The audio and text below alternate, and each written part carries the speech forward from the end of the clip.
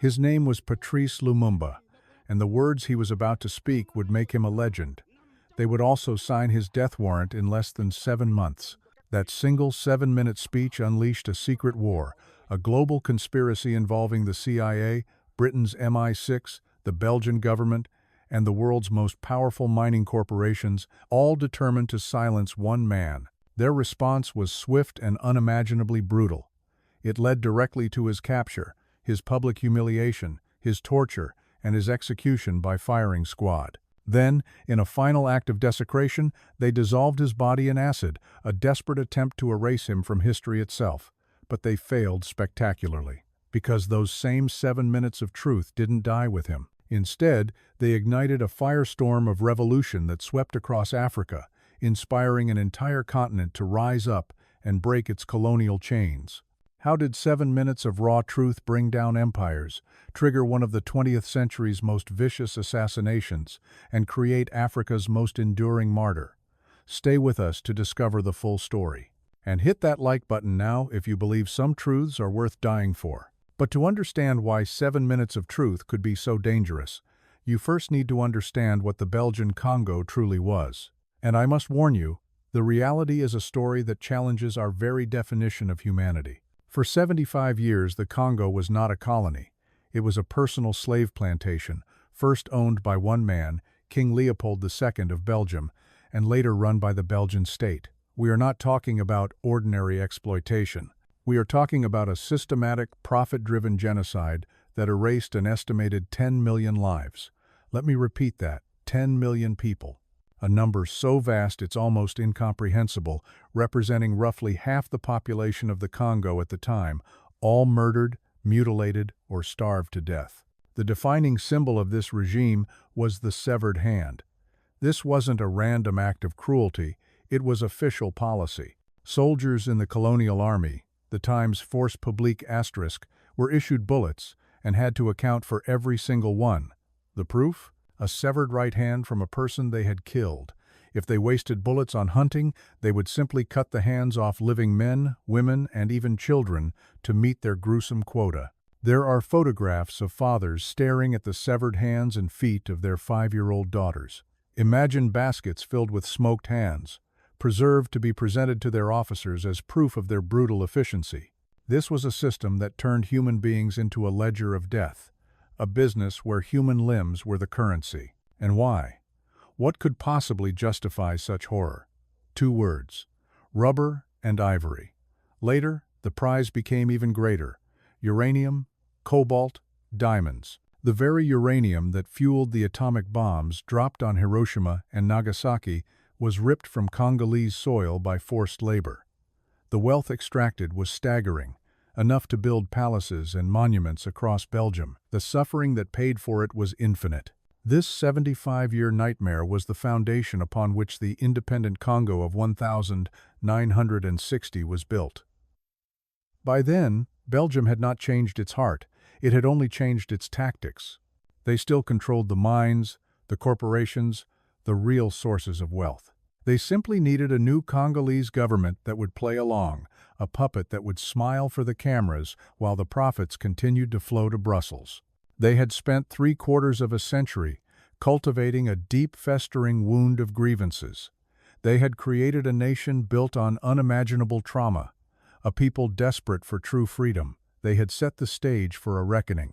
And into this silence, a man named Patrice Lumumba was about to step forward and give 75 years of pain a powerful, unbreakable voice. So, who was this man who dared to speak truth to a king? Patrice Lumumba was not born into privilege. He didn't come from the elite class the Belgians had cultivated. He was born in 1,925 inches, a remote village, the son of farmers, a product of the very land they were exploiting. His real education didn't happen in their mission schools. It happened in the quiet hours of the night. He was an obsessive autodidact, devouring the works of Rousseau, Molière, and Victor Hugo while working as a postal clerk, earning pennies. To make ends meet, he sold beer. By day, he was a low-level colonial employee. By night, he was a poet, writing about a unified, free Congo that existed only in his dreams. The Belgians saw him as harmless, even useful. An articulate, French-speaking native they could trot out for public relations. They thought they could control him. They had no idea they were nurturing the very man who would expose their entire colonial enterprise as a sham. Lumumba was dangerous precisely because he understood their game better than they did. He had mastered their language, their philosophy of human rights, and he was about to weaponize it against them. The turning point came in 1958. Lumumba traveled to the All-African Peoples Conference in Accra, Ghana. There, he met leaders like Kwame Nkrumah, men who had already cast off their colonial shackles. He saw, for the first time, that true independence wasn't a distant dream. It was a tangible reality. He returned to the Congo, a transformed man.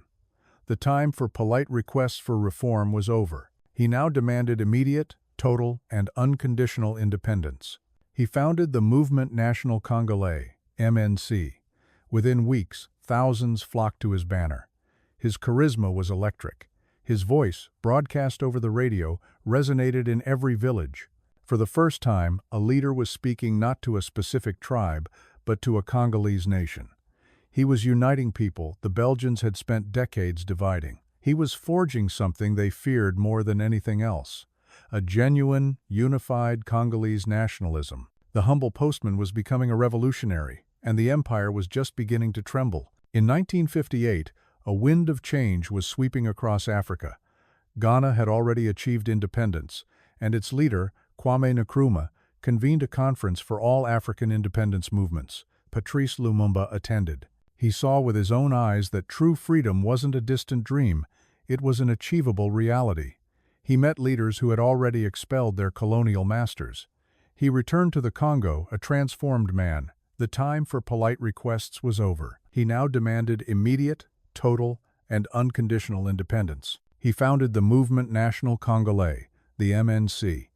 In a nation deliberately fractured by tribal divisions, Lumumba preached unity. His message was electric. Thousands, then tens of thousands, flocked to his banner. For the first time, a true Congolese national identity was being forged, and the Belgians were terrified.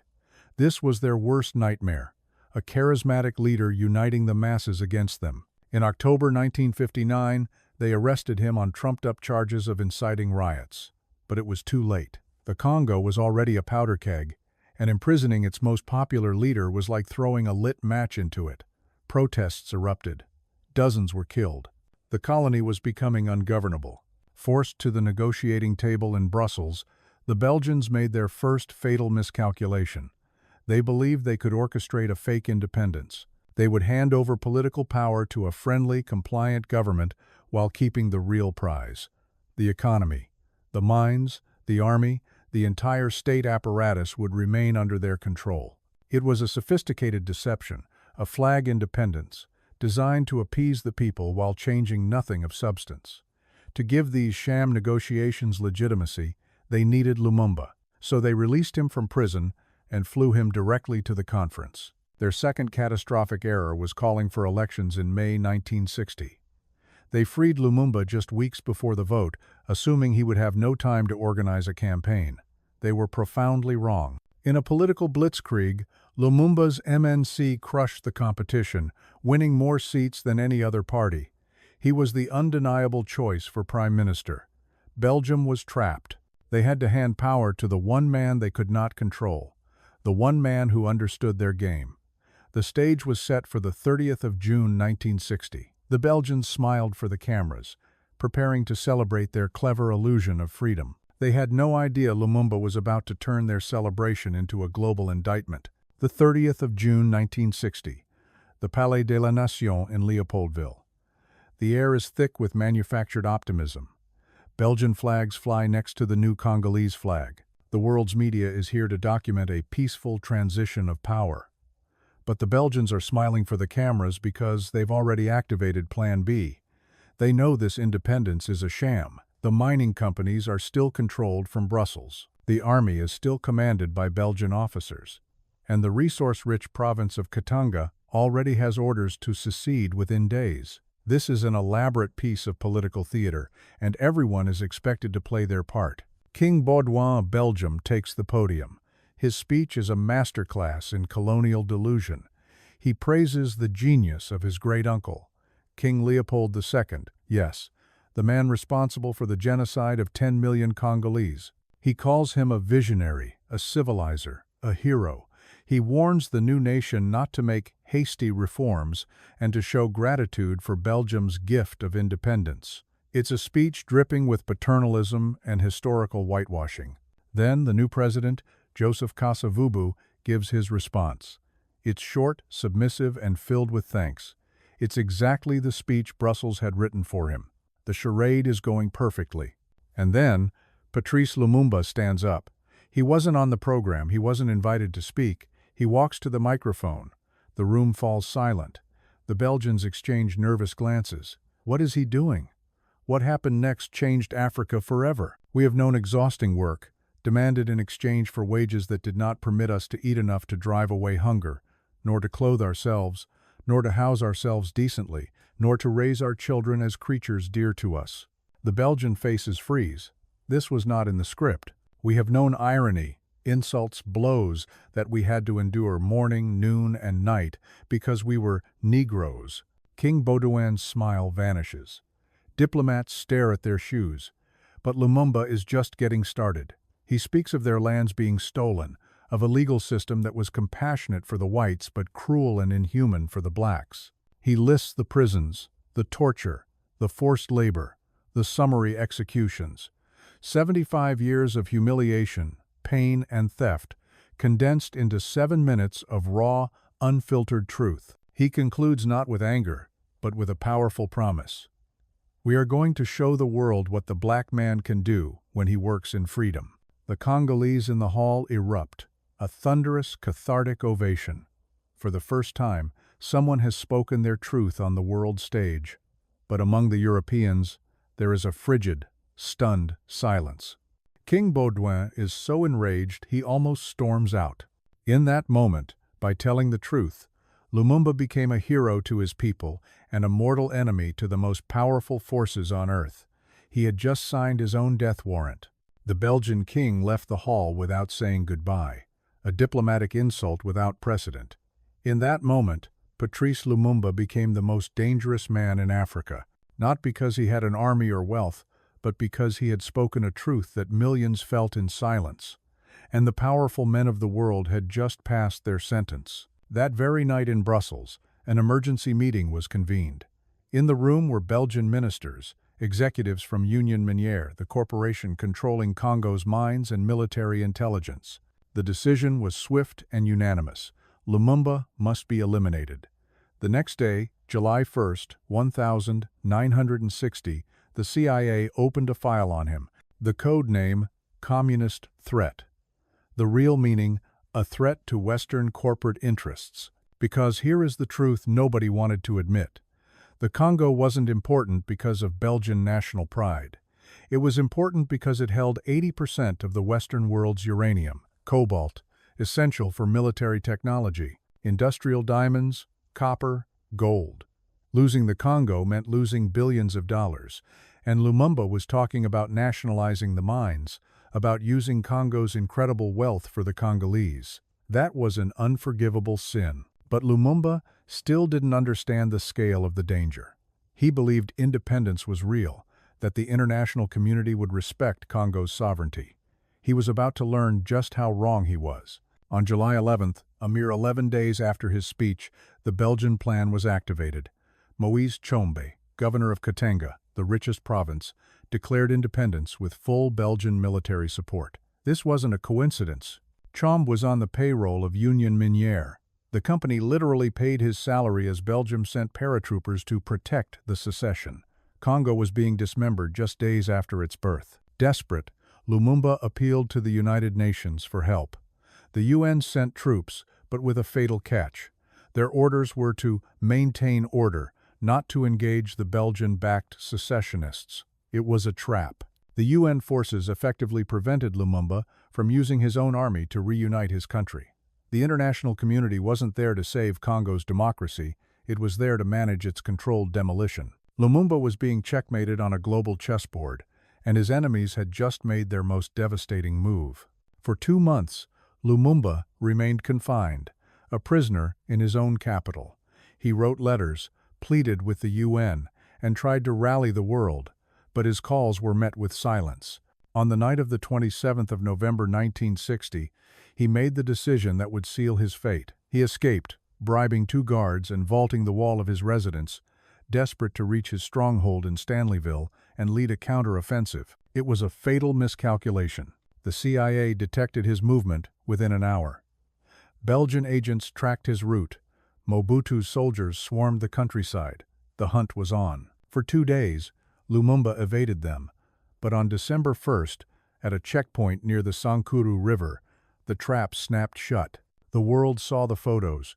Lumumba, hands bound behind his back, soldiers yanking his hair, his face bloodied but his eyes still defiant. He was flown back to the capital, and during the flight, soldiers tortured him, relentlessly spitting on him, tearing out clumps of his hair, breaking his ribs. It was all filmed, a public humiliation designed as a warning. For weeks, the world debated his fate as he languished in a military prison. The UN called for a fair trial. The Soviets threatened intervention, but the Belgians and the CIA had already made their decision. Lumumba knew too much. He knew who funded the secession, who orchestrated the coup, who ordered his assassination. Alive, he was a witness. Dead, he might become a martyr, but that was a risk they were willing to take. On the 17th of January 1961, Lumumba and 2 of his ministers were pulled from their cell. They were told it was a transfer.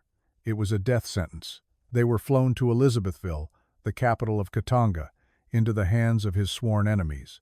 During the 3-hour flight, the torture was non-stop, overseen by Belgian officers. At 9 p.m., they were driven to an isolated house. There, under the African moonlight, 3 firing squads stood ready as Belgian officers drank beer and watched. At 9:43 p.m., the bullets tore through the night. Patrice Lumumba, the man who spoke truth to empires, was dead at 35. But the brutality didn't end with the bullets. His killers faced a critical problem. A body, a grave becomes a shrine. A corpse is evidence. A martyr is powerful, but a martyr with a tomb is eternal. So the order came down, cold and absolute: make him disappear. A Belgian police commissioner, Gerard Sweaty, was tasked with the ultimate cover-up. What he and his men did next defies humanity. For 2 full days, they dismembered the bodies of Lumumba and his colleagues. They dissolved the pieces in sulfuric acid, burned whatever bones remained, and ground the ashes into dust. In a final act of colonial depravity, Soweto kept a single gold-capped tooth as a personal trophy. The physical man was gone. On February 13, 1961, the official lie was broadcast. Lumumba had escaped and been killed by angry villagers. Nobody believed the story. But with no body, there was no crime scene, no proof. For decades, Belgium maintained its official denial. It took until 2002 for a parliamentary commission to finally admit the country's moral responsibility. And that single tooth? It was only returned to his family in June 2022, an apology 61 years late, a fragmented justice for a man they tried, and failed, to erase from history. His assassins thought they had won. They believed that by dissolving his body in acid, they could erase him from history. They had no idea what they had just unleashed. They thought they were extinguishing a flame. Instead, they ignited a continental firestorm. News of his murder sent shockwaves across the globe. Students burned the Belgian embassy in Cairo. Crowds marched in Moscow. Che Guevara called him a hero of the colonized world. Across Africa, his name became a battle cry. The West had tried to silence one man, but they had created a martyr for millions. His death did not stop the tide of history. It accelerated it. In the 5 years following his execution, 17 more African nations declared their independence, each one inspired by his sacrifice and emboldened by his courage. That 7-minute speech became the sacred text of anti-colonial resistance. Patrice Lumumba was no longer just a man. He was an idea, a potent, unkillable symbol of the fight against foreign domination and neo-colonialism. His brutal end exposed the true face of power, proving that his truth was more dangerous than any army. He became the ultimate martyr for African liberation, a permanent flame whose light continues to guide new generations in their unending struggle for dignity and true sovereignty. And so, we are left with the final, brutal lesson. Patrice Lumumba lived for 35 years. He governed for just 76 days. He spoke for a mere 7 minutes. But those 7 minutes have echoed for over 6 decades, fueling revolutions and educating millions about the true face of colonialism. The most powerful forces in the world invested fortunes to silence him, and they failed catastrophically. They wanted to erase him. Instead, they made him eternal. His story proves that telling the truth to power has a price. Lumumba paid with his life. But his sacrifice stands as a testament that some truths are worth dying for, because their echo is far more powerful than any empire and will continue to inspire the fight for freedom for generations to come.